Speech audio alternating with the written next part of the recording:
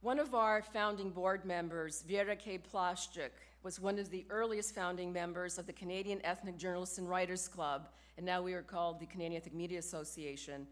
The club was initiated in 1979. Vera Ke was a trailblazer in her own time.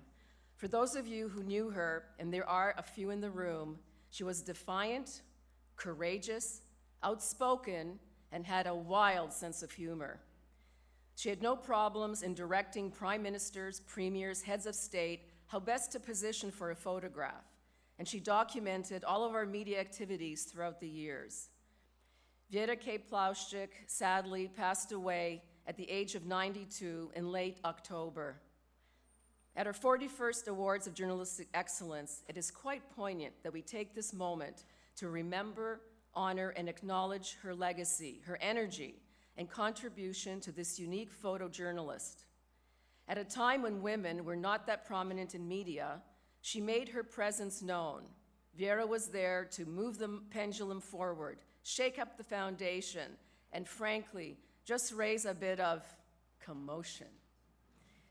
She was a columnist for New Pathways, a photographer and commentator for Omni Television. Vera left her significant mark on the Canadian ethnic media landscape. Tonight, we honor and commemorate her. And rather than a minute's silence, Vera would have loved you all to have a wonderful time, to share stories, and to laugh. So we are giving this special painting, which is called Fall, which is quite appropriate with Vera entering her next chapter. And this painting was donated by Bill Yankoff, one of our board members, and it's original painting by the artist Eugene Abramson. And the citation reads, in honor of Vera Ke Tribute as a founding member of the Canadian Ethnic Journalists and Writers Club for her impactful contribution and dedication to ethnic journalism in Canada, always in our memory, on behalf of the board and members of the Canadian Ethnic Media Association.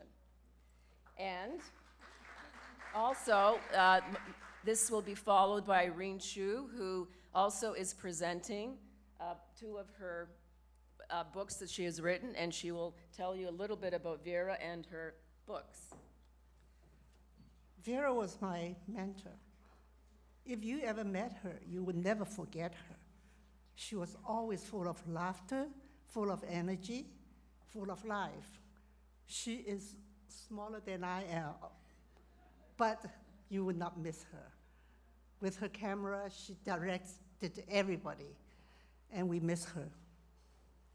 And I've written this book by the name of Rare Breed. It is 2 pieces of history about the ancient Chinese Jews and the Jewish community in Shanghai during World War II. And I linked the 2 pieces up by my family history. And I think it's appropriate in a multicultural society of ours to have these mixed Jewish, Chinese, and all that. Okay, so I would like to present a book to each of Vera's daughter.